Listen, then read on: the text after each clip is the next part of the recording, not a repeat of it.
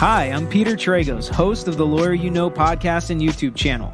The saying goes, everyone hates lawyers until you need one. Well, I'm here when you need one to answer your questions and give you insight that you didn't know you needed. Along with my partners, Pete Sardis, the professor, who has a finance and business background, and George Tragos, my dad, and the consigliere, a criminal defense giant, we can answer any questions you have.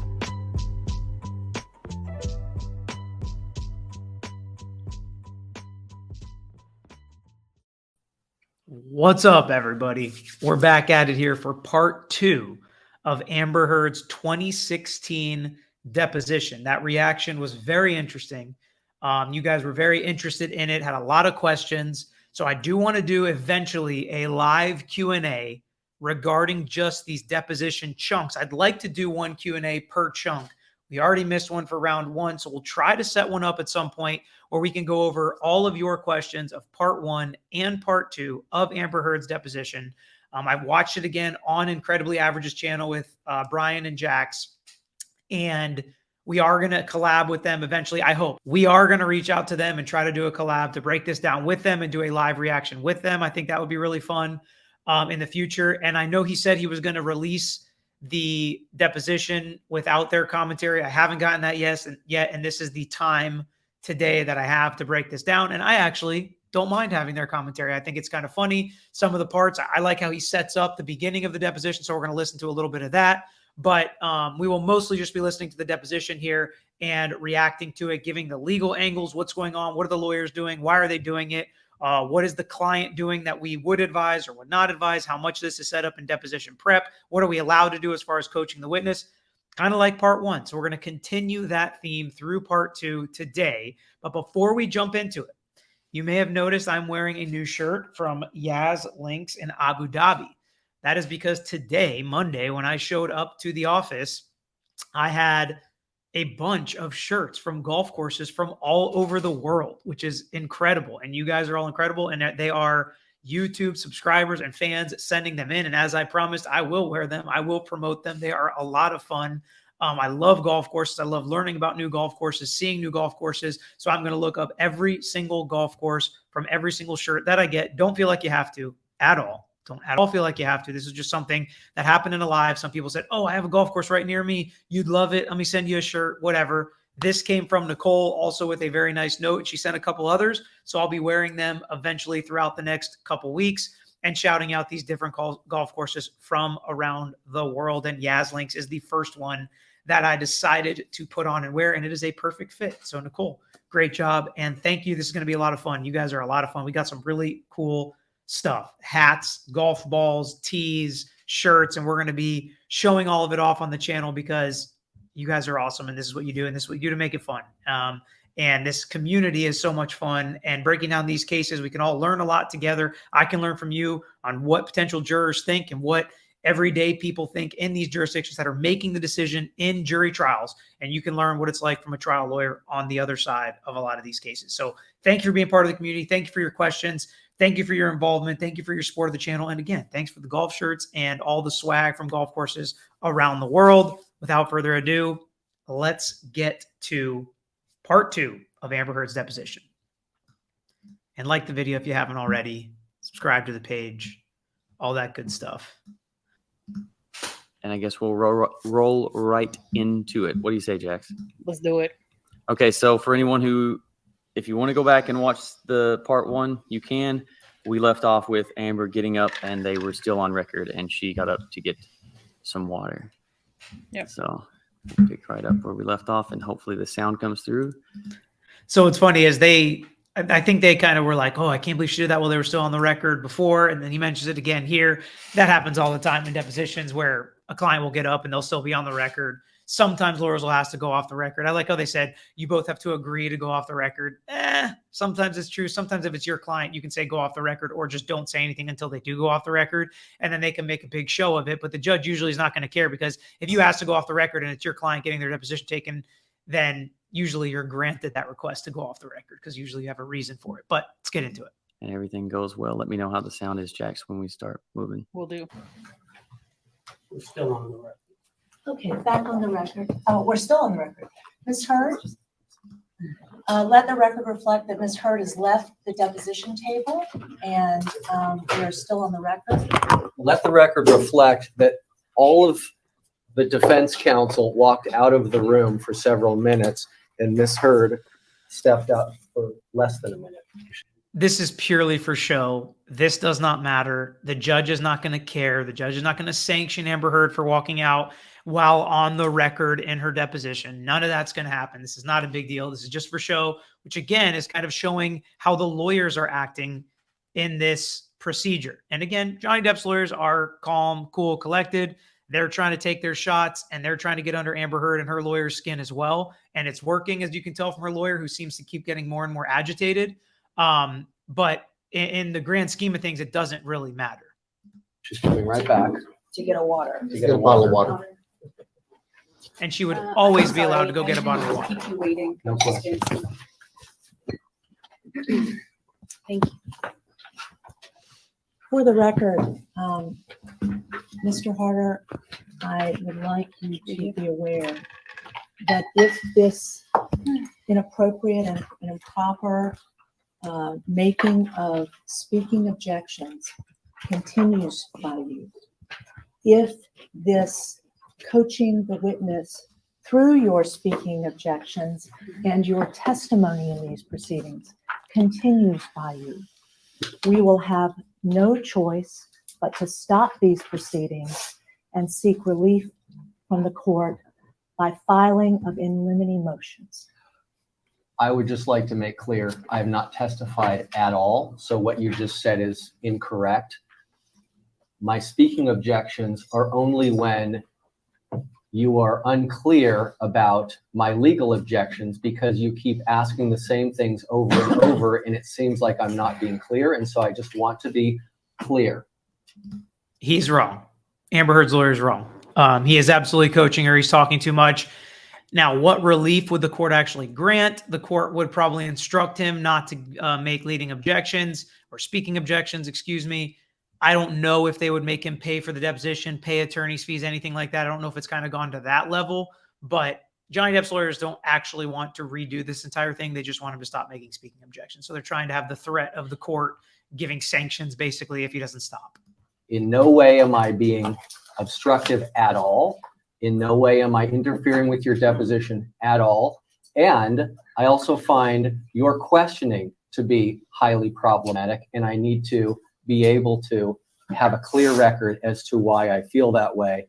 And we reserve the right to file in limine motions in connection with your questioning.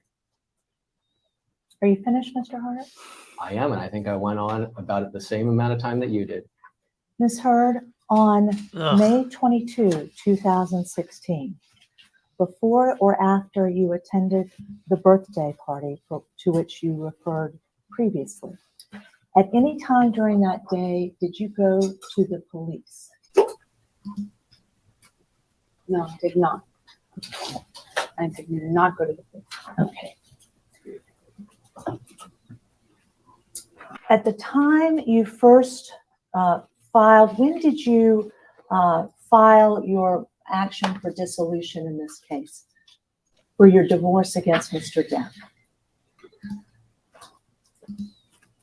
Calls for a legal conclusion.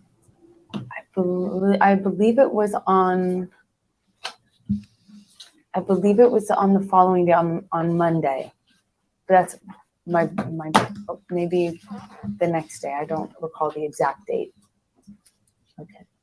Prior to filing that action, am I correct? You communicated at some point prior to the filing of that action with your publicist, Jody Gottlieb? Vague and ambiguous. I don't remember. I don't remember every time we text the date of those texts. Okay.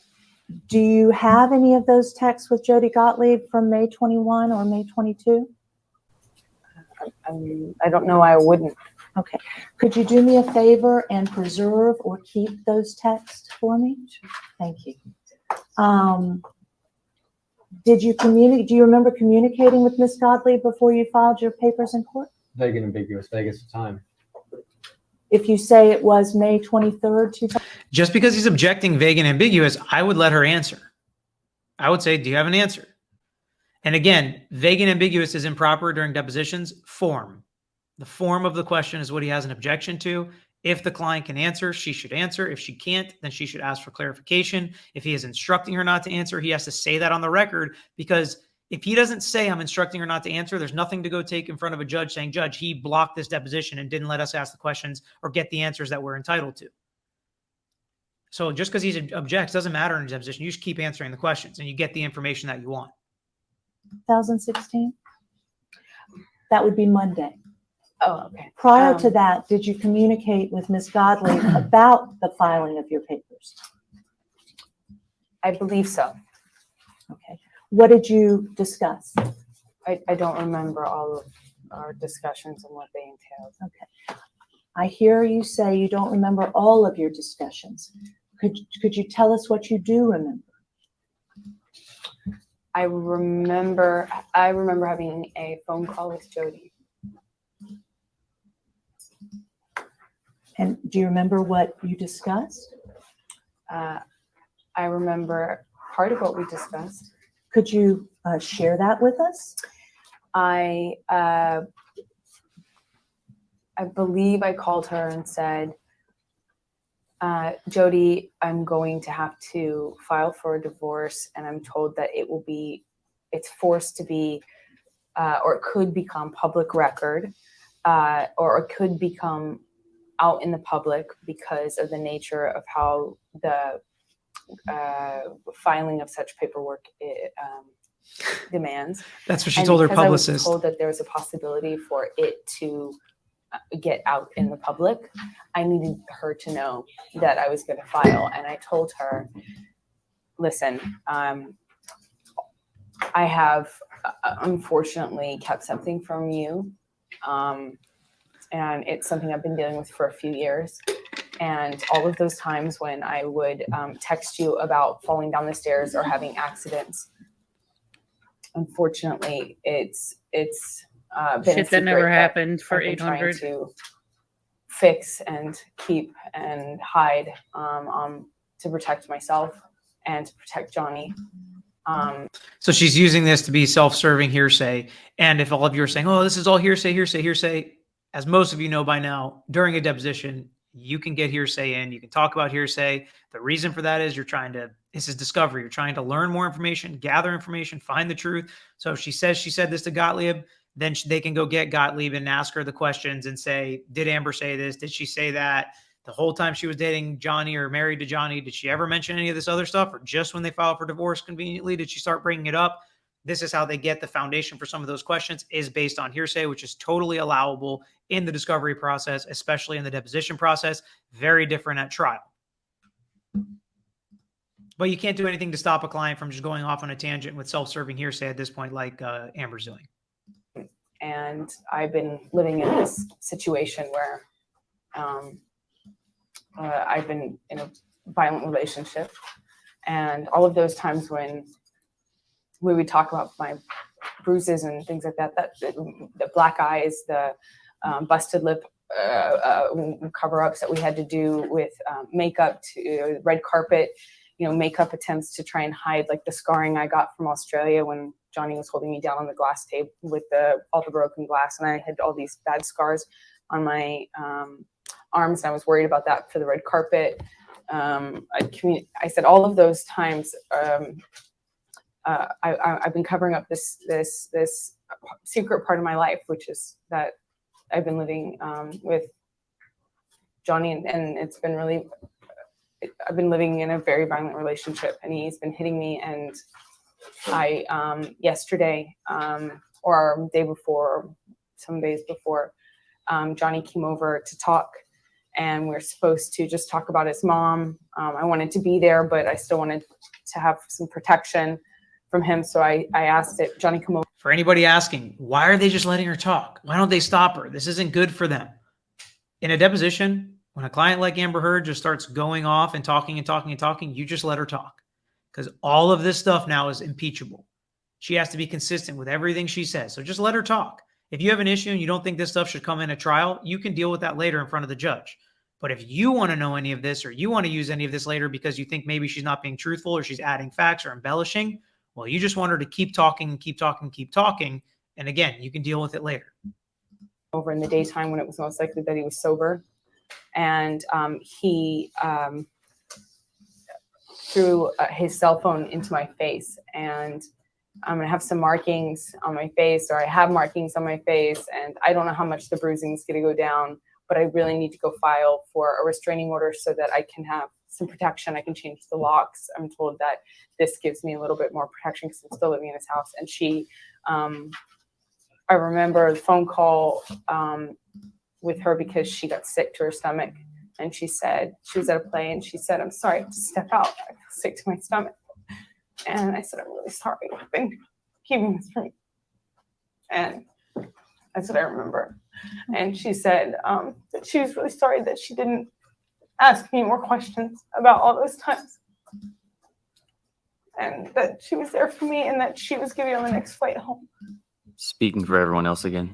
And this was, to your memory, do you remember if it was before or after the birthday party we referred to a few minutes ago? Birthday party, I know, was on a Sunday. Yeah, so then it was probably maybe Sunday night. But that is my estimate. I don't have confirmation. I could probably find out for sure. But is it fair to say under any circumstances you were having this conversation prior to the filing of your divorce action in court on Monday, correct? This conversation I had with her was before the court filing because I think I called her to tell her. Yes. That I wanted her to be prepared that I was going to file because I was anticipating that it would become public record or had the potential to become public, and I wanted her to be aware since she handles. And in case you were wondering, why make that threat if you're Johnny Depp's lawyers to Amber Heard's lawyers at the beginning of this part 2? Well, at least so far in part 2, for a short period of time, he has calmed down, less objections, letting Amber talk more, less coaching. So that threat sometimes does work, even if it's for a short amount of time. My publicity. And so prior to when the dissolution action was filed, that was, you say Monday, you think? I believe so. I don't recall exactly. Okay. Would it be true to say that on Sunday, when you were having this telephone conversation with Jody, would it be accurate to say that you were petrified of Johnny? Vague and ambiguous. Do you understand what the word petrified means? Yes, I understand what that word means. I just want the truth. On Sunday, is it true to say Sunday, May 22nd, 2016, that you were petrified of your husband, Johnny Depp? Vague and ambiguous is the term petrified. I would like to say that I was scared of the side. Oh, petrified is the word you would like to use. Well, I'm only using it, Ms. Depp, because you used it probably. Placed it in your sworn declaration in this matter, seeking a restraint. Words are important and definitions are important. That's things we say all the time on this channel. And she's using her own words against her, which was a common theme in the actual trial. And so her lawyer and herself, Amber Heard, are saying, oh, you want to use the word petrified? It's like, well, I'm only using it because that's the word you used. And I'm asking you, are you petrified? And I haven't seen this whole deposition, but were you petrified on this date? And my guess is they're going to have other things that show she was absolutely not petrified on that date, even though she said it in some kind of statement that we're going to find out about now. Very interesting, how lawyers can use your own words against you. So make sure what you do, especially under oath, is the truth, and what you say is the truth.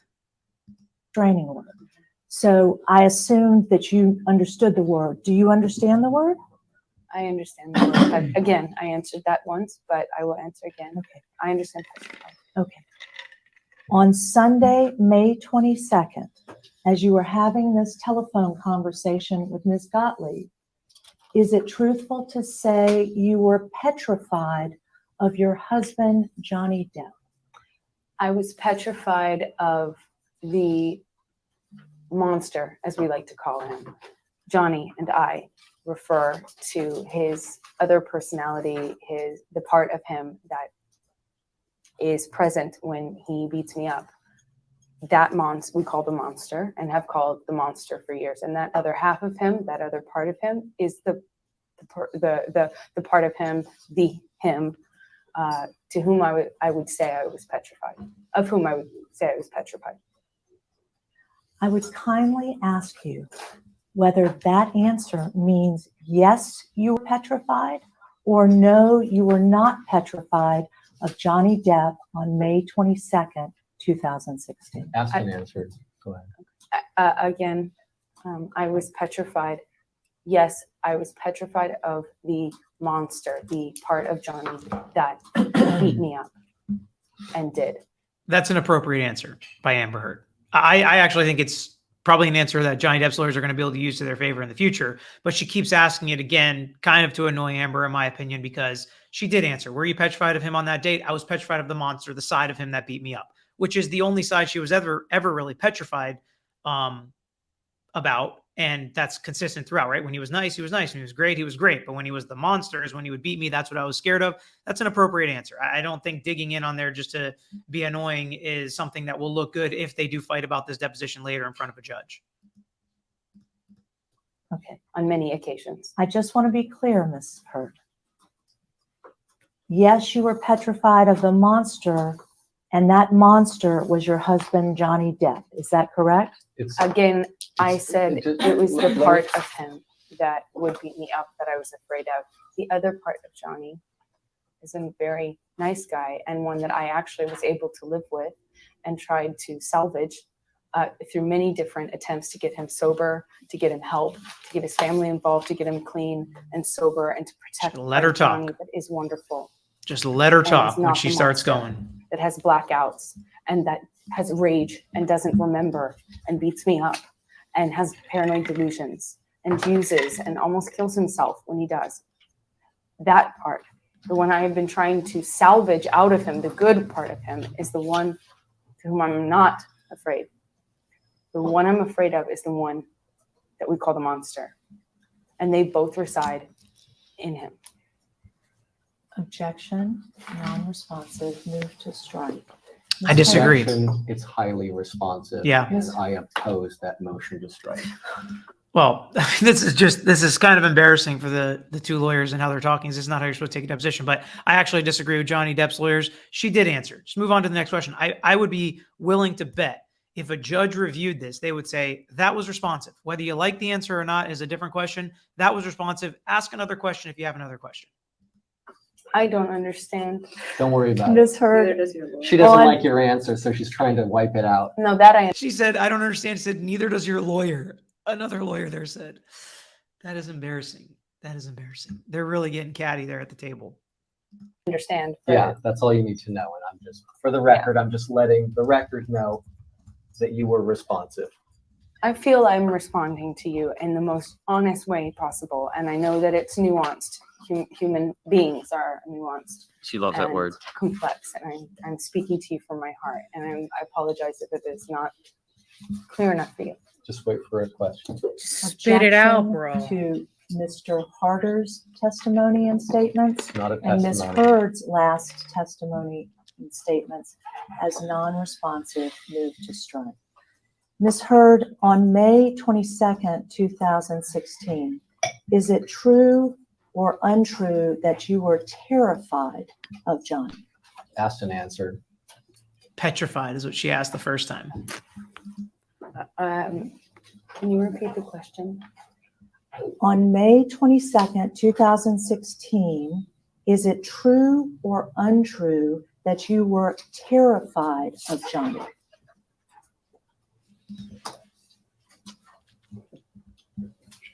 On May 22nd? Yes. On May 22nd, I was absolutely terrified of the man that we call the monster, the version of Johnny Depp, the part of Johnny Depp that acts erratically, unpredictably, that has severe drug and alcohol problems, and that could beat me up and hurt me and not even mean to at times. That part of him, I was terrified and yes, also petrified. That part of him, I became increasingly scared of because the behavior prior to May 22nd, 2016 had grown increasingly erratic and unpredictable. I was so terrified that I, days prior, went and sought advice from a friend who has lived through domestic violence as to what I could legally do to protect myself, because I lived in this house and I didn't even know if I could do something like change the locks. And I didn't know under what circumstance, what substances he was on, what. And so if you remember a lot of the rhetoric around the TRO and what happened and the text messages from her mom, if you take this statement from her, that she didn't know if she could change the locks, she didn't know what to do, she lived in his house. That is what she told some family members, and what they told Johnny Depp is the only reason she filed the TRO. Not because any of it was true, but because her lawyers told her she had to file that TRO in order to not get kicked out of the house. So this lines up with that. And it's interesting, again, when you can pick parts of the statement out, that there is some truth to that, especially when you take it with some other statements that are not self-serving hearsay from other people that corroborate the fact that maybe that is why she did it. And again, she used it for other reasons later, but initially, maybe that's the reason she did it. Particular mix or cocktail he was on, because those cocktails change quite often with Johnny. And I didn't know if this month it was cocaine and ecstasy, if it Quaaludes, or if it was other things like that. I didn't know what combo he was on, and that definitely affects the behavior of the monster of Johnny Depp. And I didn't know what he was on or what his behavior, what he was capable of doing. So the month leading up to this, because we had limited to no contact prior, I didn't know what to expect. Let the record reflect that Mr. Harder's using his hands splayed flatly above the table to instruct the witness not to answer or to stop talking. That's completely false. That's absolutely I and agree. completely false. I agree. I did not actually receive. So again, the video is just on Amber. And this is another reason why you have video deposition. Sometimes you have a wider screen so you can actually see the lawyer as well. I probably would have backed out and done the wider screen to have both of them on camera if I really thought he was an issue. I would have asked the videographer to get that. But he's doing this, or he's doing this, or he's doing this. That's a problem. That is coaching. But they're just going to verbally fight about it now, and we're going to get Amber's take. Any indication. Ms. Hurd, excuse me, I don't want to interrupt, but you haven't, there's not a question pending, okay? Sorry. So what does that mean? You wait for the next question. Okay. Okay. So I'm allowed. Okay. As to your last answer, it was non-responsive, and for the record, I moved to strike. And that's not true. And I need to say, it was 100% responsive. The question was, were you terrified of Johnny Depp? And she gave a very thorough and articulate answer as to yes and why it was. So again, I think Amber Heard's lawyer is right, but you don't need to put that response on the record. You don't need to respond to her objection that it was non-responsive. Fine. You can make that argument in front of a judge later in court. That's what happens. This comes before a judge and they say, Judge, we object. This answer was non-responsive. First off, that doesn't even matter in a deposition because she said it and it's under oath and now it's in black and white. So these objections, motion to strike for non-responsive, to me are a complete waste of time by Johnny Depp's lawyers, who seem like great lawyers. Don't get me wrong there, but they may be trying to frustrate Amber Heard a little bit and her lawyer, which seems to be working. But Amber Heard's lawyers doesn't need to make this argument that, oh, it actually was responsive. Just tell the judge that, and the judge will make the decision. The fact that you're doing it on the record means nothing, and it's just wasting time. completely object with your continual efforts to stop her from testifying and to wipe out what it is that she's saying. Ms. Heard, is it true on May 22nd, 2016, that you were, quote, in fear of Johnny terrorizing you at the Broadway penthouse? On May 22nd, did you say? Yes, that same Sunday we've been talking about. I was scared of what the part of Johnny Depp that is violent and abusive could do. I was terrified of that man. I need to take a break. My father's in the hospital Me and too. I'm getting a lot of phone calls from my family, so I need to take a short break. Of course. Can we all remain here so we're ready to go when you're back? That's fine, just don't ask questions. Of Just course. give me a couple of minutes. Of course. Are you agreeable to going off the record when you step down? No. Okay, then take your mic off and please don't sing. Okay. May I ask, may we have other counsel step in? I'd like to give you as much time as No, we've been possible. going on for an hour. We haven't taken a break. I'm taking a break. I'm having a family. Totally unreasonable by Johnny Depp's lawyers to not allow him to take a break, to not allow him to go off the record. Totally unreasonable in my opinion. Now, if he was doing it every 5 minutes, then fine, that's an issue. I get that there are a lot of lawyers in there and a lot of people probably disagree with me on this, but if he really has an issue and needs to take a break, that's just common courtesy that you have to give professionally speaking. He has been a jerk kind of throughout the deposition. I get that, but you got to kill him with kindness. Let him take the break. Now, if he takes a 30-minute break or stops the whole deposition because he's got to do something, then you can have a bigger issue. But if he needs a 5-minute break to make a call or go to the bathroom or something, you got to give it to him, especially if it's been an hour. It's kind of hard for me to tell timing wise based on these chunks, how long they've been sitting there. Oh, I guess it started at 10:12, so it's been about an hour. And they have already taken one break. So I get why they'd be annoyed, but again, you got to give it to him at this point. Family emergency here. Do you understand that, Blair? Please, He said he's got a family emergency. So if somebody says they got a family emergency, you got to let him take a break. please go and attend to it.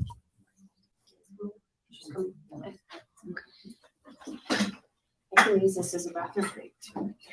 Would be a good idea.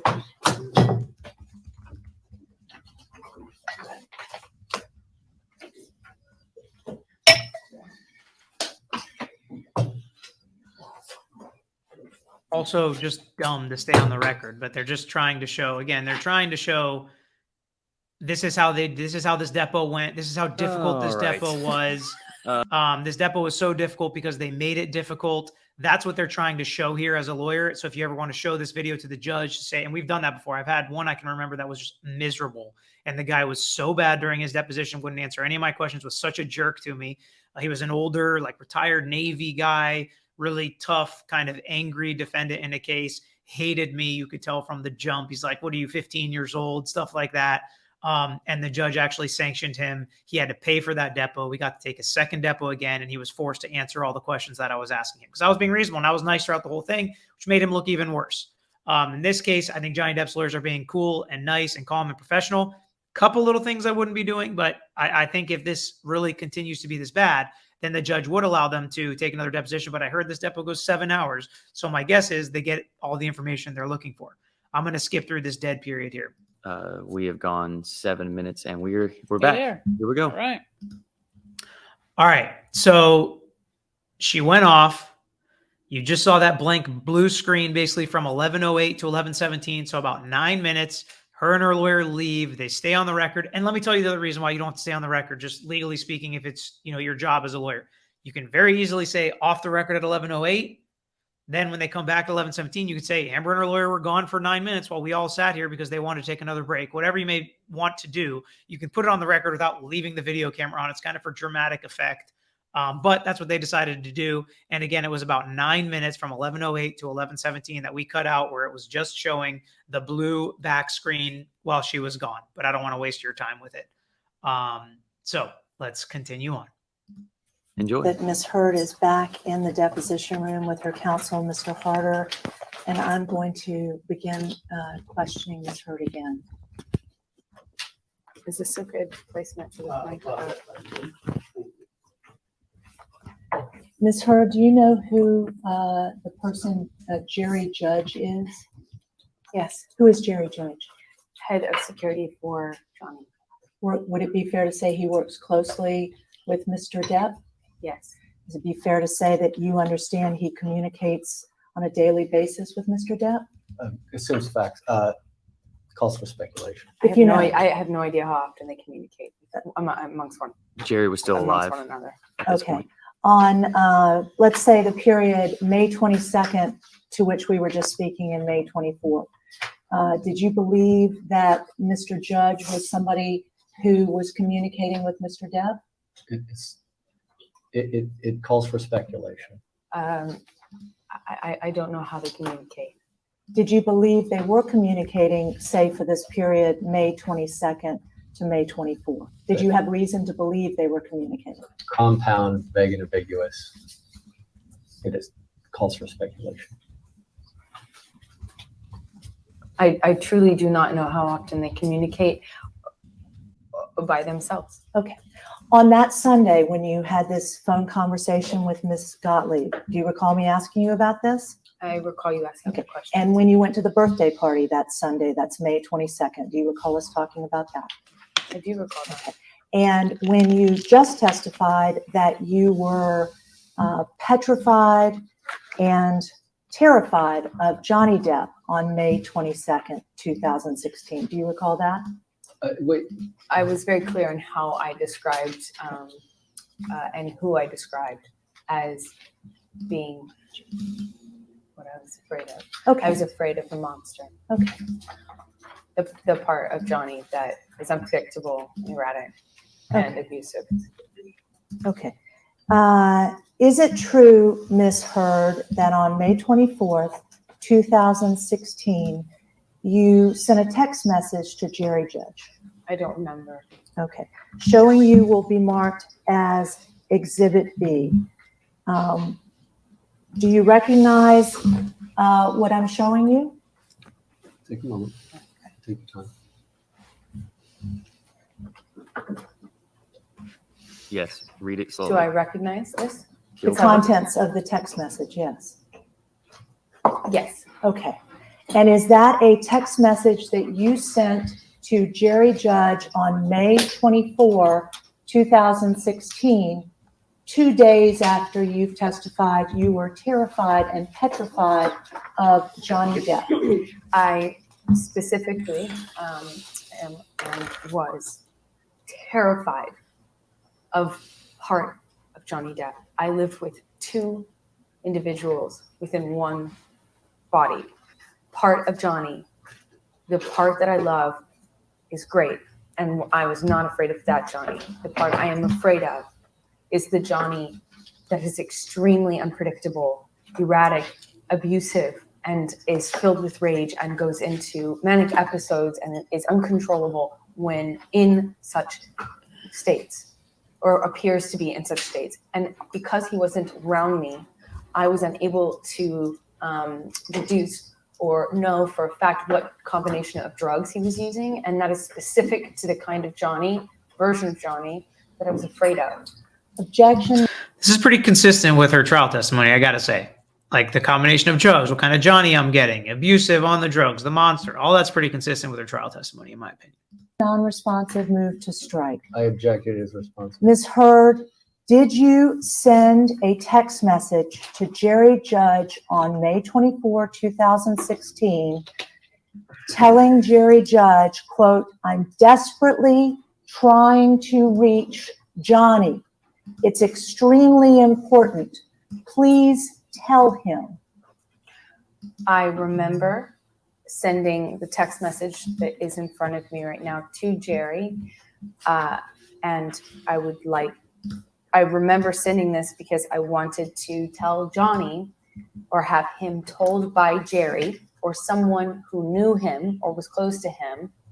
Basically, I didn't want him to find out online that I had or was about to file, or I had already filed for divorce. I wanted him to know verbally. So I was trying to reach him through a third party to tell him. When I say reach, I'm specifically saying I would like him to know information coming from me or coming from Jerry from me, so that he finds out about the divorce filing or my intention to do so from some other source other than TMZ, which was alerted. Oh gosh. Yeah, so this is brutal. This was the part of the trial that was just absolutely brutal. I'm going to back it up just so we can hear that one more time, just how brutal that was. Basically, I didn't want him to find out online that I had Here it or was comes. about to file, or I had Online. already filed for divorce. I wanted him to know verbally. So I was trying to reach him through a third party to tell him. When I say reach, I'm specifically saying I would like him to know information coming from me or coming from Jerry from me, so that he finds out about the divorce filing or my intention to do so from some other source other than TMZ, which was alerted. Look at her look right at her lawyer too. Ms. Hurd, does that mean, does your most recent answer mean that yes, you did send a text message to Jerry Judge She's on freaking May out right now. 24, telling Jerry Judge, quote, "I'm desperately trying to reach Johnny. Yikes. It's extremely important. Please tell him," end quote. Asked and answered. Oof. I don't, Did you send him that text message, Ms. Hurd? are you asking me if I sent him this text message? Yes. Again, yes, I did. And you intended to send him that text message, correct? Again, I remember sending Jerry a text message in hopes that somebody could communicate with Johnny other than me because I was scared of him.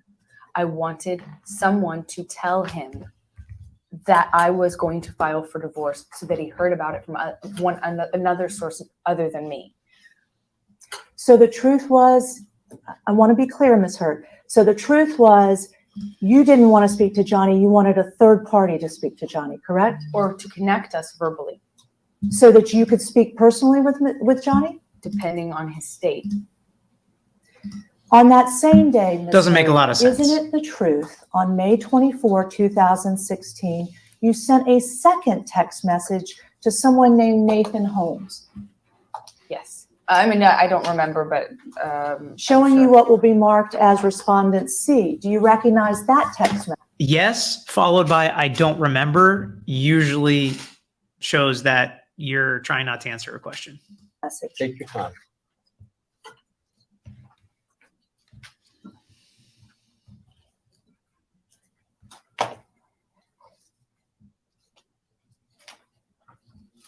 What was your question? Do you recognize that text message? Vaguely. Is that a message that you sent to Nathan Holmes on May 24, 2016? It appears to be, if this is a screen grab from Nathan's phone and I am age. Is it a true fact, Ms. Hurd, that you intended to communicate to Nathan Holmes on May 24th that you wanted Nathan to, quote, "tell Johnny I need to speak with him. It's an emergency"? Yes. That same day, isn't it a fact, Ms. Hurd, that the person you've just testified to on May 22nd, you were terrified and petrified of, you attempted to repeatedly contact on May 24th, that being Johnny Depp? Asked and answered. And this is something that was also similar throughout the trial, that if you were so scared, if you hated him so much, if you wanted to divorce him, why'd you continuously try to get in contact with him? She says it was to alert him of the divorce so he didn't hear from TMZ. But I think the jury believed, and a lot of people that are seeing all the evidence now, not just Amber Heard's statements, are showing this doesn't make a lot of sense. If he really did abuse you like this, why you continued to reach out to him and try to get in contact with him. The hotel rendezvous that the agent talked about, Carino, all of that is kind of lining up not to make sense. Answered and argumentative. Did you try to contact Johnny Depp on May 24th? I don't recall if I tried to contact him directly. I certainly tried to get him information. And these two texts that you're showing me are me trying to get to people who I know are in communication with Johnny as an attempt to try to inform him that I was going to file or had filed for divorce, because I wanted him to know from me or someone close to him from me that I had filed, as opposed to him finding out from TMZ or something like that. Is it true that on May 24, you sent a text to your husband, Johnny Depp, saying, quote, "please call me when you can speak, okay? With all the love in my heart"? I don't know if I sent that text message because I don't remember it, but if you show it to me, maybe it would help. Showing you what will be a 2-page exhibit marked Respondents 5. Do you recognize, I'm sorry, D. D. Do you recognize these texts? Take your time to review them.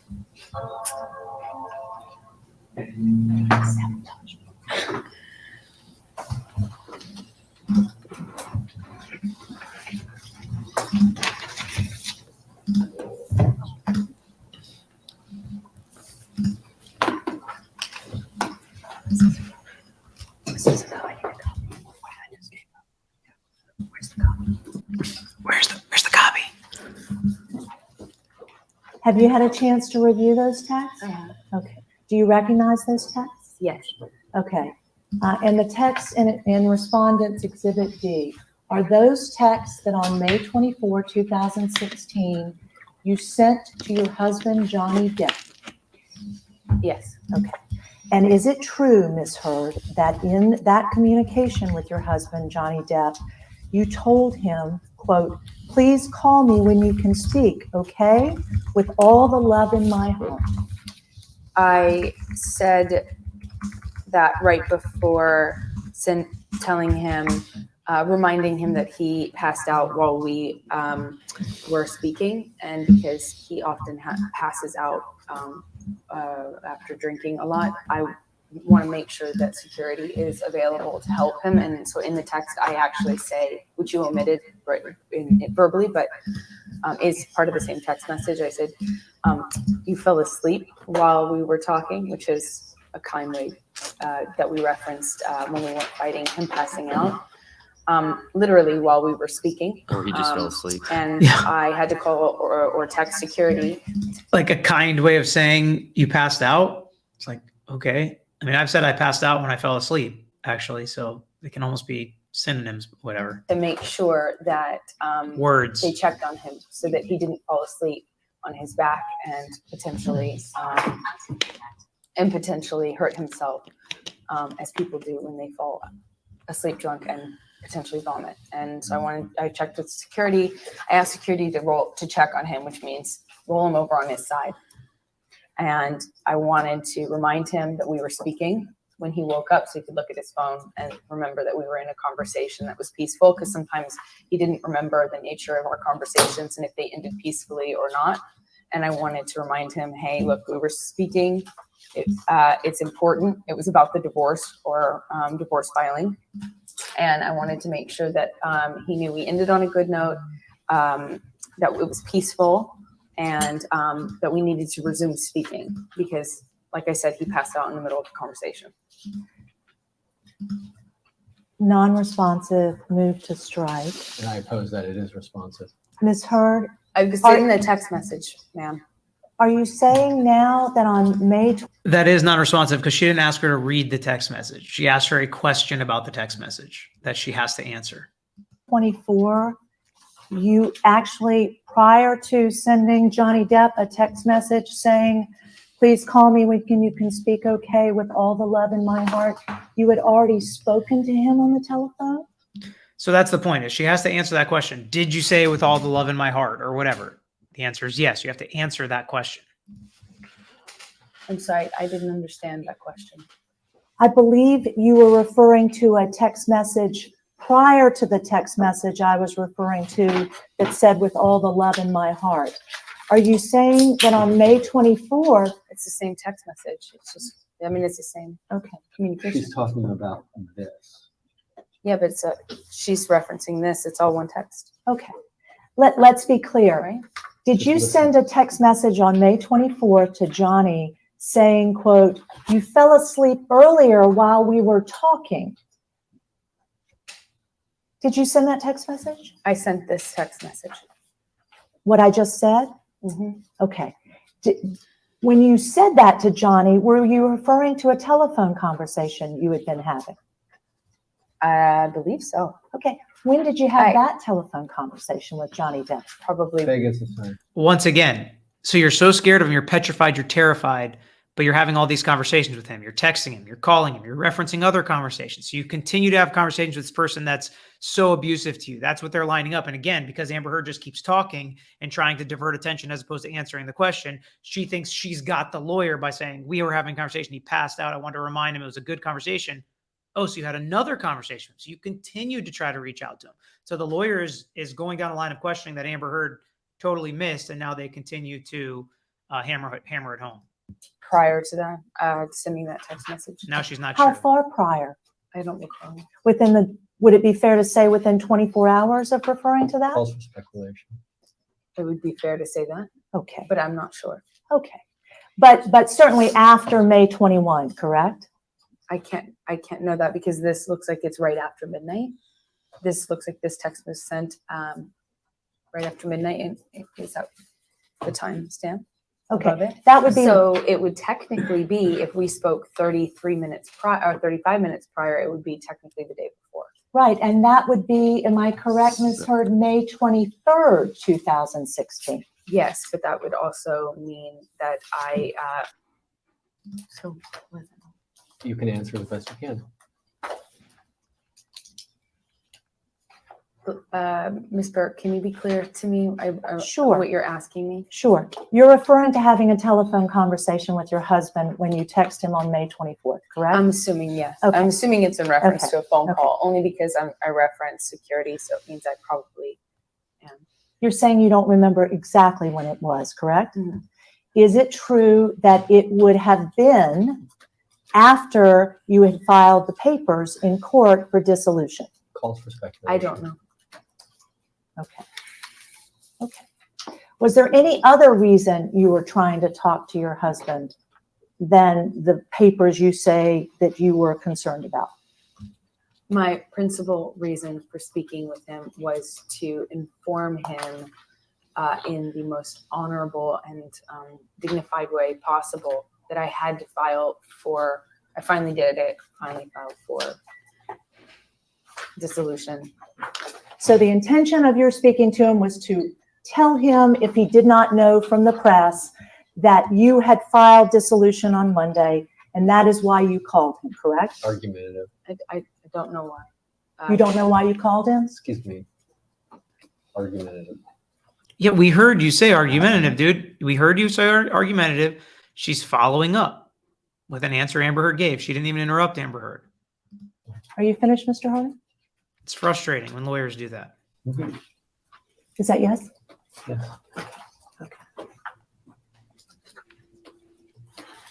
Is it your testimony you do not know why you called him in the telephone call you referenced when you texted him on May 24th?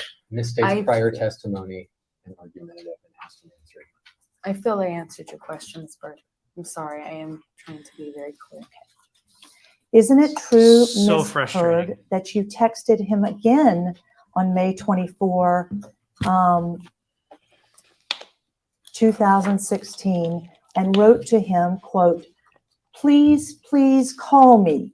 Important. Just text me when you can for a minute." We talked for a minute. Yeah, text me when you can talk for a minute is what I said. Did you communicate that to Johnny Depp on May 24th? Yes. Did you intend to communicate that to Johnny Depp on May 24th? Yes. Did you? You're getting a little nuance as to how frustrating it can be to take a deposition with somebody that's dancing or somebody that's being, difficult on purpose. Is you have to ask the same question 1,000 different times, 1,000 different ways, that they not only sent the text message, they intended to send it. It's brutal. Also text him, quote, "Please answer. I really need to speak with you, question mark. Please call me as soon as you get this, period. Hi, period. Can you speak? Please call me. It's important. Please. Emergency." May I see it? Of course, I don't of remember course. off the top of my head every text message. What will be marked as Respondents E, showing Ms. Hurd? Do you recognize those text messages? Take your time to review them. So these are, again, they're just showing a pattern that she continuously texted him, reached out, wanted to talk, emergency, call me, please, referencing other conversations that they're having, all of this. Okay, next up. Oh, Make sure you see. oh, right.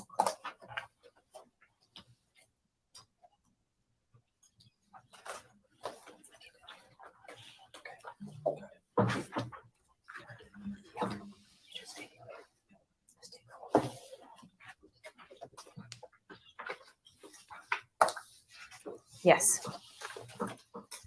I see them.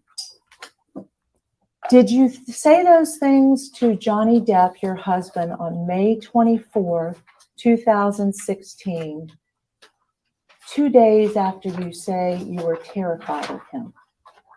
I was terrified of the monster and the monster's response. I was terrified of the part of Johnny, the Johnny that hits me, the Johnny that I cannot control the response of the Johnny that would take such information like me filing and him learning about it through a third party and have an unpredictable and potentially dangerous and terrifying response. That Johnny. The Johnny you were trying to talk to on May 24th. I was trying to text and or speak on the phone with the rational, sober Johnny, hoping he would have woken up from when he passed out the next morning, still trying to reach him, hoping he wakes up and is somewhat sober and somewhat calm, and therefore could process the information of me having filed for divorce in the most peaceful and rational way possible. I was trying to reach the good Johnny, the Johnny that I was married to in life. I wanted to communicate with him in the safest way possible and not compromise my safety. Therefore, I was trying to text him where there was a physical distance, trying to call him where there's a physical distance, and hopefully reach the Johnny that I did love very much. The Johnny that was the good Johnny, the sober Johnny, the one that would process this rationally and perhaps hear some legitimacy in it. The Johnny that I constantly was trying to save and stay married to and salvage from within the other Johnny that is dangerous and erratic and scary and violent. Sorry. Are you finished, Mr. Hart? I was going to wait for you to finish talking. So is that yes? You did try to speak repeatedly with Johnny on May 24, 2016. I tried to communicate with what I could only hope to be the sober, rational husband person that I love, not the other one that could possibly take this information and to no uncertain and potentially very scary ends. Very weird answer Were you there. aware at the time you were trying to speak with your husband, Johnny Depp, or as you say, your husband that wasn't this monster? Mm-hmm. At the time you were trying to repeatedly communicate with him on May 24th, were you aware that your lawyer had sent a letter to Johnny's entertainment lawyer, Jake Bloom? If you became aware through communications of counsel, it's privileged, and I instruct you not to answer. If you became aware from some other means, then you can't answer. And I take Coaching, little coaching there. When you repeatedly tried to call and text your husband on May 24th, did you know that your lawyers had sent a letter to Jake Bloom on your behalf? If you found out through communications of counsel, Yeah.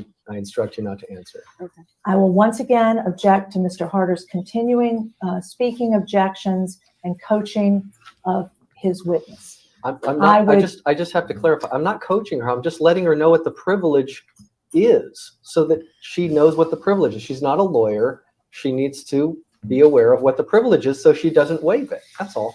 Did you ever become aware that a letter had been sent to Johnny's entertainment lawyer, Jake Bloom? Same objection. And this is the third time you've asked the same question. And she's answered it twice. So I'm instructing you don't answer. She didn't answer it twice. She hasn't Did answered it at you, all. Ever develop a concern that Johnny would be informed that you were attempting to ask him for money? Vague and ambiguous. Unintelligible. I didn't Form, understand that question. but you can answer. As of May 24th, were you aware that your lawyer had had made a demand of Johnny for money? No. Wait. I just want you to be aware that they're asking you privileged information, so you can't Okay. waive the privilege. I'd also interject that assumes facts, not an evidence facts foundation. Were you aware of what, if anything, you had asked for in Multiple- filing your dissolution on Monday? Multiple lawyers now making objections, speaking on the record for Amber Heard, protecting the record. Judges usually would not like that. would not like 7 different people talking during a deposition, which hasn't happened yet. But if we're going there, that would be frustrating as well. May 23rd. If you learn from communications of counsel, it's privileged and don't answer. How else would I learn that information? How else would I learn that information? Ms. Hurd, you've testified that you were aware that you'd filed for dissolution. Is that correct? Yes. Did you know what that was? Well, that's a complicated question because I'm not a lawyer and I don't know the law at all. And Clearly. I still to this day ask questions surrounding the terminology in all of these court proceedings. So if you ask me if I knew what it was, vaguely, but I don't know every detail of what that entails. Did you read the petition for dissolution before you placed your signature on it? I hope so. Can you repeat what document you're referring to? The papers that were filed in court on Monday, to which you previously referred to as understanding were dissolution papers. And you're asking me what? Did you sign those papers before they were filed in court? Yes, I believe I signed them. Okay. When you say you believe them, you signed them, do you remember signing them? There have been a lot of documents that I've signed throughout this process. Okay. If you signed them, Ms. Hurd, did you read what the contents of the document you were signing before you signed it? Specifically referring to the dissolution. Yes. I don't know. It was a very, very stressful day, and it involved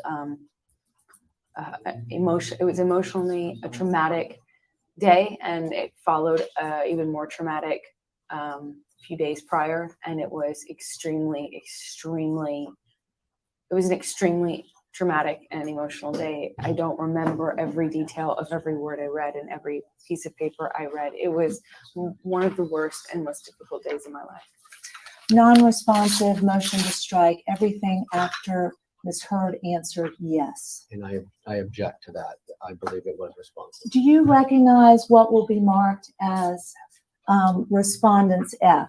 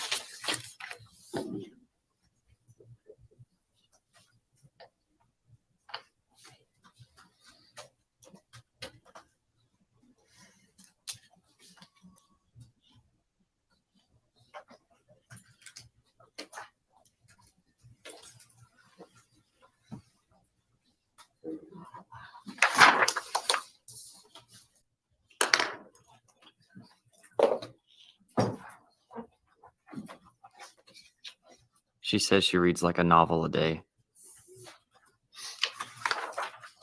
Or a week or something. I don't know. These are text messages blown up on a page. I'm not sure she's ever read a novel in her life. Yeah, I agree. Well, maybe a novel, But you but know, not. gotta kill some time here. I mean, she is. She's probably read plenty of fiction. It doesn't bother me that I'm sure of it. Of Yeah. the true crime variety. it doesn't bother me that she is taking a long time reviewing these text messages. This is what witnesses should do during a deposition so they don't get tripped up, so they don't get tricked by any lawyers, by any questions, especially if they sent the text messages. They got to make sure they haven't been edited, especially today's day and age. And with these cases, we know there was a lot of argument about metadata and whether it was edited and experts and things like that. So it doesn't really bother me that she's taking her time. Maybe a little bit annoying. It's not like she took an hour. I've had doctors say, it'll take me 5 hours to review all this. Would you like to sit here and watch me do it? So it's not unusual that stuff like this happens in depositions. Didn't bother me as much as it bothered them. Brian and Jax, you know, they probably haven't seen a million depositions or sat in a million depositions. So I can understand why they think she was trying to annoy or go slow on purpose. And she may have been doing that, to be fair, because a lot of other indications from her and her lawyers, that's exactly what they're trying to do. However, in the spirit of giving people the benefit of the doubt, I hope every witness, if you're ever having your deposition taken, read very carefully any documents a lawyer hands you that they're going to ask you about. All right, let's get back to it. Have you had a chance to review those documents? Yes. Do you recognize your signature on those documents? Yes, it looks like my signature. Did you sign those documents, Ms. Hood? Yes, I did. Did you read those documents before you signed those documents? I can't recall if I read every word. Did you read any of the words? Yes, I'm sure. Did you believe when you signed those documents, you were asking the court for dissolution of your marriage to Johnny Depp? Yes. Did you want to do that? Yes. Did you authorize your lawyers to do that? Yes. Okay. Did you believe on the day you filed those papers and signed those papers, you were seeking a domestic violence restraining order against Johnny Depp? What was your question exactly? Did you believe on Monday, May 23rd, that you were authorizing your lawyers to file and seek a domestic violence restraining order on that day, on that Monday? I believe so. Yes. Yes. You wanted a domestic violence restraining order on that day. Yes. And that was the day before you were trying to talk to your husband, correct? I wanted to tell him. Yeah. It was the day before I was trying to tell him, or I tried to tell him probably that day. You tried to tell him what? If you get a DVTRO filed against you and the court grants it, you're notified publicly and very, very assuredly that you have this TRO filed against you. They have to serve you. They have to make sure you get it. It's not just like something that happens and you may not find out about it. So the fact that she was trying to call him the day after to tell him about it makes no sense legally or procedurally, in my opinion. 23rd? No. Yeah. Somewhere around this time, I was trying to tell him, so he didn't find out about it in the worst way. Actually, very interesting. So first off, the worst way is probably TMZ, which is why she leaked it to them. But as an interesting legal note, if you don't know or you're unaware that a TRO has been filed or entered against you, that actually is one of the defenses to it. If it was never served, it was never sent to you, if nobody ever notified you, if you were never put on notice by the person filing it, whatever it may be, if you don't even know it exists and then you have contact with that person by phone, by text, in person, then that actually is a defense to it. Because if he would have picked up the phone, talked to her, called her, texted her, met up with her, he could be violating that and now committing a crime, violating a restraining order. So that's very important, as probably what they're trying to set up, that she was trying to set him up to commit a crime. And that happens. That's happened to one of my clients before, where his ex-girlfriend actually called him and wanted to meet up. And he was not very smart in agreeing to that and met up with her and then was arrested for violating the TRO. So that can actually happen, where the alleged victim is the one that reaches out and wants to set up the meeting, and then the other person actually ends up getting arrested. So it's unfortunate, but it can happen. Did you believe that a restraining order against your husband, Johnny Depp, was going to be issued on Monday, May 23rd? I'm going to object. Whatever understanding you developed, if it was from counsel, you cannot answer the privilege. Then I cannot. Okay. On May 23rd, did you believe after court was over that a restraining order had been issued against your husband? I'm just going to object on grounds of privilege. Whatever you came to understand, if it was from counsel, you cannot answer.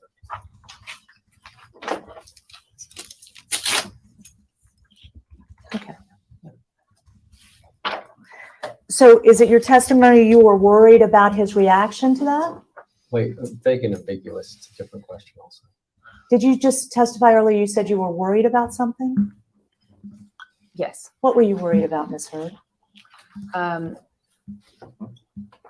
As always, with potentially,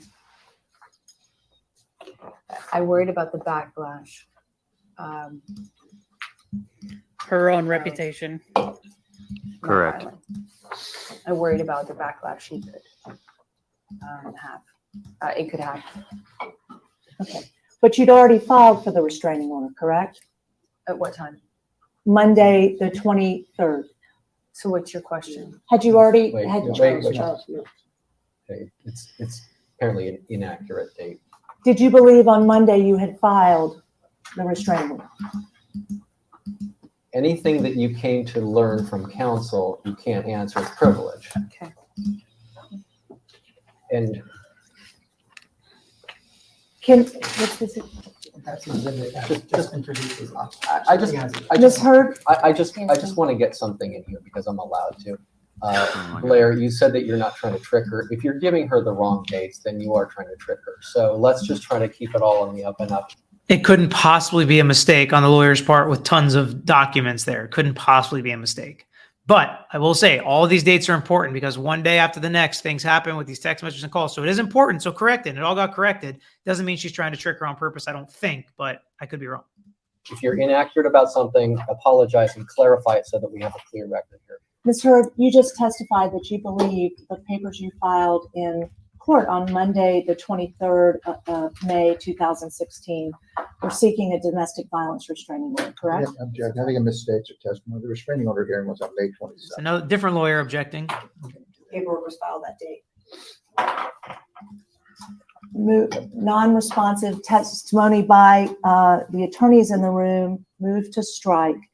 I am very clear, Ms. Hurd, that I heard you say that you believed you had sought a restraining order on Monday, May 23rd. Is that incorrect? Do you want to change that testimony? I don't understand what you're asking. Okay.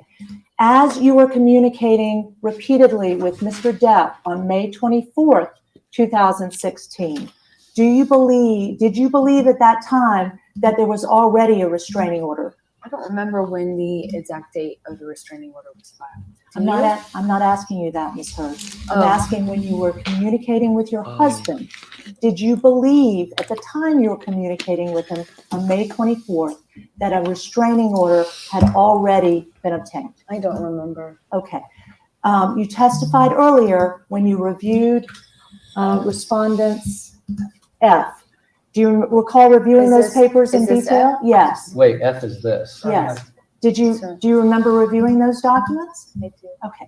Could you point to me anywhere in those documents which you signed where you were seeking a restraining order?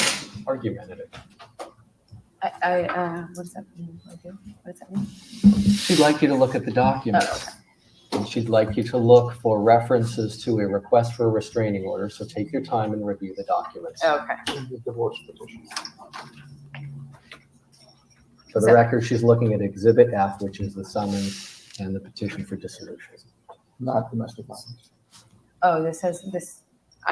So It's confusing an to me. argumentative, harassing, and confusing question. I don't know And what she's doing she exactly means. what she told you she wasn't going to do, which is to trick you. So now her lawyer is saying she is trying to trick you on the record. She's doing exactly what she said she's not going to do and trick you, which is improper. And if she's not actually trying to trick her, I don't think a judge would look kindly on that. So you're asking me to point out in here if there's any sort of reference to a restraining order. Is that correct? I'm sorry. I'm just trying to understand. Yes. Did you believe when you signed that document that the document where you were signing was intended to secure a restraining order against your husband? Let me just object. It's harassing, it's argumentative, and the documents speak for themselves, and it calls for a legal conclusion as to what the documents were seeking. Objection. Did you answer my trickery. question? As I said before to you, that was a very, very traumatic time and a very traumatic day. I believe by looking at the date, where is the date on this? I'm making it. I believe that this was right after I just cell phone smashed into my face and was beat up, and then had the cops enter my home, 2 sets of them, and then had engaged in a few days worth of a concentrated media attack against my character. So I was dealing with a lot. It was a very stressful time. Not to mention, I had come to the conclusion I could no longer stay married to the monster, even though there was also the good part of him. He left her. Not even deep part of him there. So coming to all those conclusions while having the public aimed at you and realizing you're in the middle of the early stages of a smear campaign, it makes things very stressful, especially when you have to go and file publicly something that is extremely embarrassing and private. I mean, So it's interesting. She knew she was in this smear campaign and having all these issues with Johnny before she writes the op-ed. Yet it almost sounds like she thought he did it in response to the op-ed. So a lot of this timeline is very interesting when you think about when this is actually happening. You deal with a lot in those moments. So I don't remember exactly what I took from seeing these in that moment of seeing these and signing these. Okay. And I just want to know the truth, Ms. Hurd. When you said to Mr. Judge, I'm desperately trying to reach Johnny, did you believe that you had already requested a restraining order? I don't remember if at that time I knew I had It's a important. restraining order or not. I don't remember. It is important. Either you need a restraining order and you need him to stay away from you and he cannot come anywhere around you or contact you, or text you, call you, be in the same room as you. Either you did that and you wanted that, or you were desperately trying to talk to him. It's very difficult to understand how both things would be true at the same time. It's exact sequence of exact timing of the sequence of events. I'm sorry.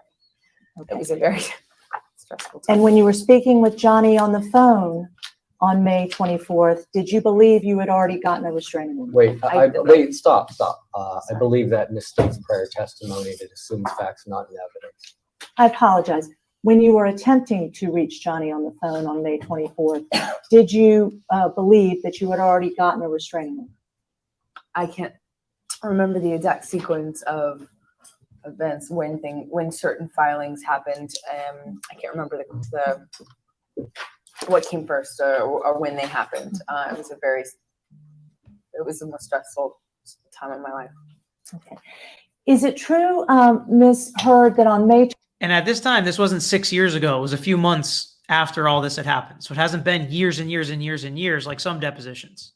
25th at 4:33, you sent Mr. Depp a text saying, quote, just confirm that cover letter is completely private and has nothing to do with any public record, and only included the domestic violence restraining order stuff because I called the lawyer when the cops were here and I didn't know what to or why that happened and was scared, but that letter is private.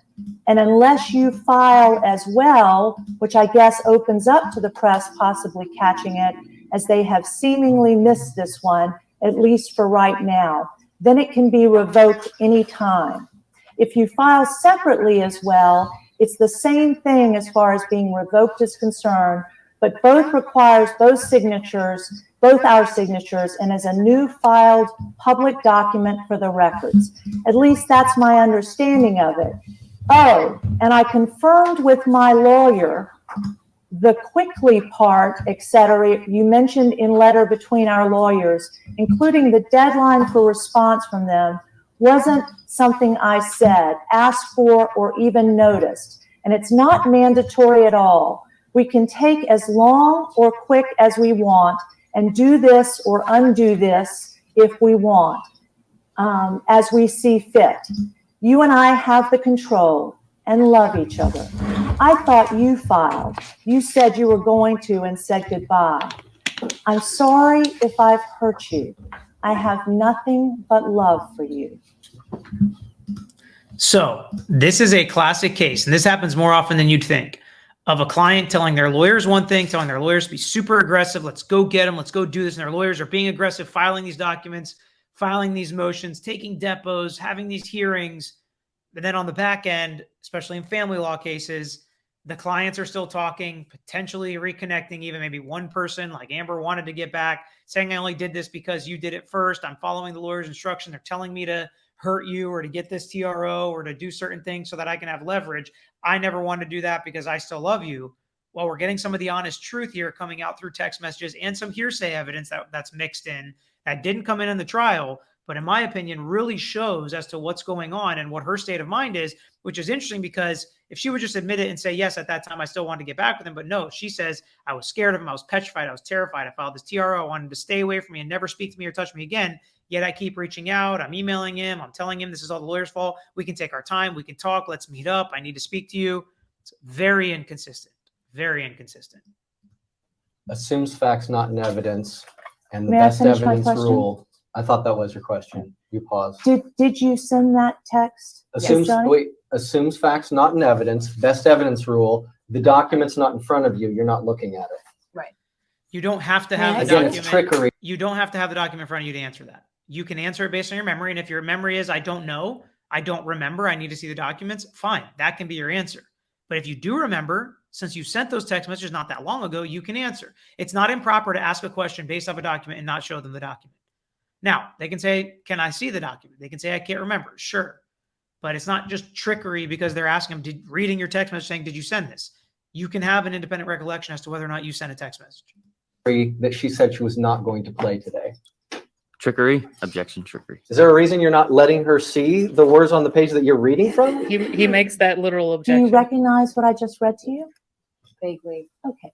May I show you what will be marked as Exhibit G? Take your time. Would you please review that text for me? Sure.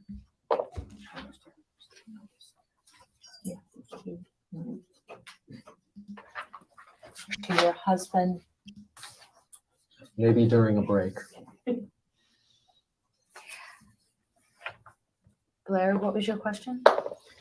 Did you send the text that I just read on the record on May 25th, 2016 to your husband, Johnny Depp? Is the question, did she send Exhibit G or did she send all the words that you read? Did you understand my question? It's trickery. Yeah.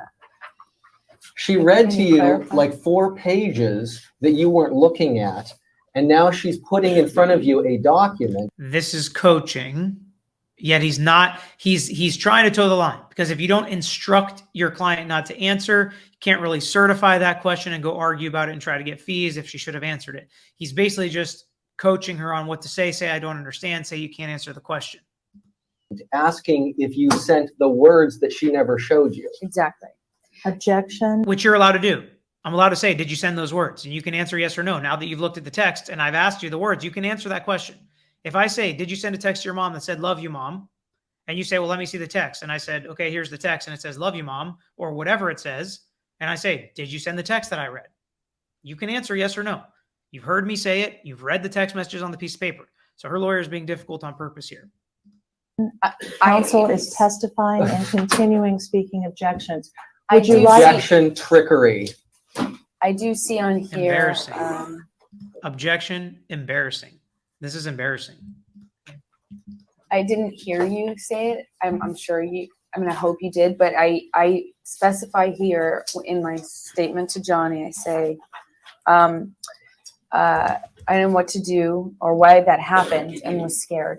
And I don't remember, I mean, maybe I missed that. Ms. Hurd, is every word in Exhibit G, Respondents G, in the text described as coming from you, words that you communicated to your husband, Johnny Depp, Take your time. on to May review. 25th, 2016? Take as long as you need. It's a long text. Coaching. Take your time.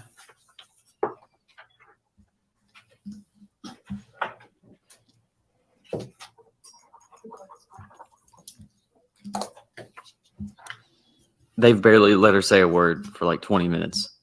What's really annoying to me is some people think this is great lawyering and aggressive lawyering, and this is the kind of lawyer I want. No, it's not. It doesn't help you. It doesn't help you get the results that you want. Judges do not like this at all. Judges are usually the least I don't know if flamboyant is the right word, but like loud and obnoxious lawyers, those type of lawyers usually never become judges. So judges that are looking at this type of lawyer usually do not like this kind of a lawyer. And this would be admonished. Now, family law is a little bit different, but I'm saying this was just a normal civil case in front of the judges I practice in front of in the state and federal level. None of them would like to see this on a deposition. None of them. Now, Johnny's lawyers, once or twice, objection, motion to strike. It's been professional. Has it been annoying a little bit or asking the same questions a couple times or maybe getting under their skin, but nothing unprofessional. Judges would have no problem with how Johnny's lawyers handled this deposition, in my opinion.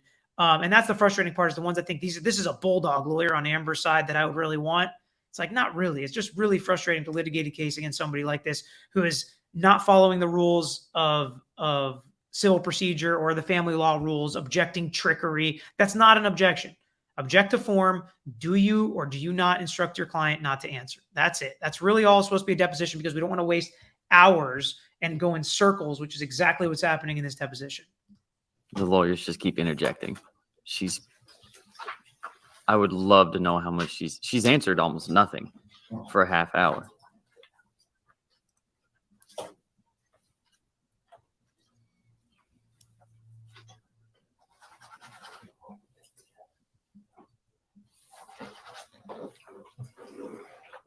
And she's the one who made the allegations.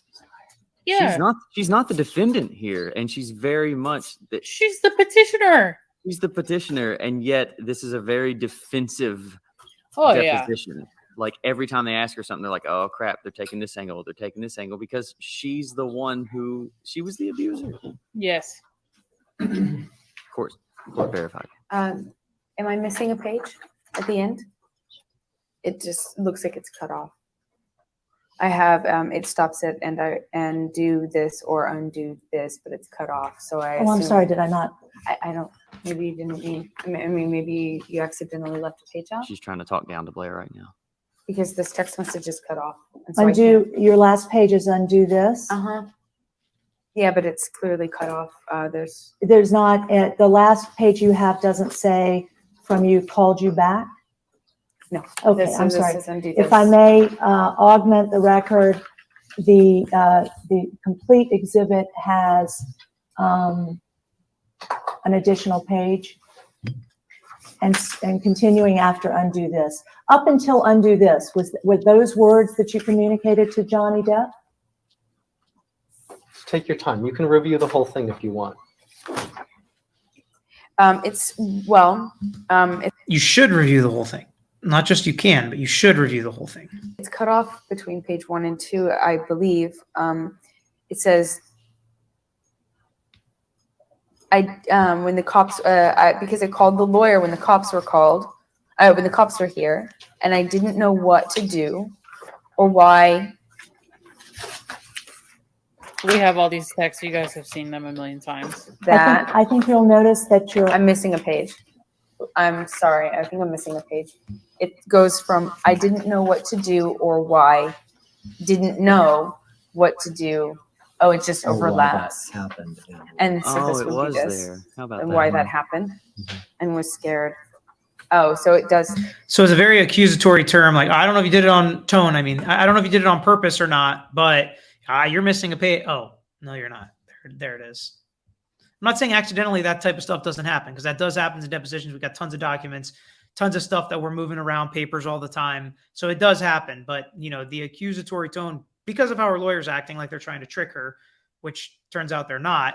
And then she ends up finding it, which, again, is embarrassing on your part. If you're using the accusatory term, if you're not, tone. I keep saying term. If you're using the accusatory tone, then it is embarrassing when you find the paper. If you're not, if you're just saying, hey, I think I might be missing one. Do you have another piece of paper over there? Then it's not embarrassing once you find it. So tone makes a big difference. Not what you say, but how you say it sometimes. So it says, I didn't know what to do or why that happened, right? It goes here, happened, and I was scared. Okay. So there wasn't a missing page. You've sorted it out? It's just that there was some overlap. And is it true you sent But there was a missing page at the end, and I just received and now that you from have that, yes? Yeah. And are those words used? I haven't read it yet, if that's okay. Sure. Why don't we take a break? We have a Great. media break. According to the reporter, we can take a brief recess. while you put in new media? Is that okay? So a media break, in case you're wondering, is not like for paparazzi to come in and take pictures or a commercial break or anything like that. It's purely the videographer probably needs to take out one tape, put in another tape because the tapes can only go so long. They're going to use multiple tapes throughout the deposition. Therefore, they need to take a media break for them to swap the tapes out. Okay. Okay. Thank you, Praise Ms. be. This marks the end of media number 1 in the video deposition of Amber Depp. The time is approximately 12:03 She's trying to p.m. look like and a we're meat going off the again. record. Like just Like she doesn't know what's going on. yeah. So they've cut the audio feed. I'll let it roll. Yeah. Till the end, and we black out. And it's it. And off the record. All right. So that is the end of part 2. So we've gotten through 2 parts. We got some fireworks today. We got the TMZ stuff today. We got some timeline discrepancies today, some stuff that didn't seem very accurate, more lawyer fighting. So a lot of little angles and things to break down. We made it through part 2. Thanks again, Nicole, for the shirt. Let me know your questions and what you guys want to talk about more with this deposition. Let me know if you enjoyed it, and you can let me know by liking the video and getting in the comments and let me know how you felt about it. If you like this style, if you think it's boring and you don't want me to continue, just let me know. Plan was after the first part that I'm going to try to do every part that Brian puts out. I do want to get on Brian's page with him and Jack's and potentially react to this live with them. So we're going to continue to update this for the most part, as long as you guys are into it. And if you do want to do a Q&A after each part, please let me know in the comments. And if there is enough interest for that, we will do it. But that's all I got for now. So thanks for everybody tuning in. Thanks for watching this episode of The Lawyer You Know. If you like this content, please share it with your friends. Make sure you subscribe to our page and like our videos. If you want some interaction, get in the comments and we'll be sure to get back to you. If you want to know any more information about our firm or this page, you can find out in the description or visit tragoslaw.com. We post multiple times throughout the week, so make sure you hit that bell so you can get the notification and not miss out on the next episode.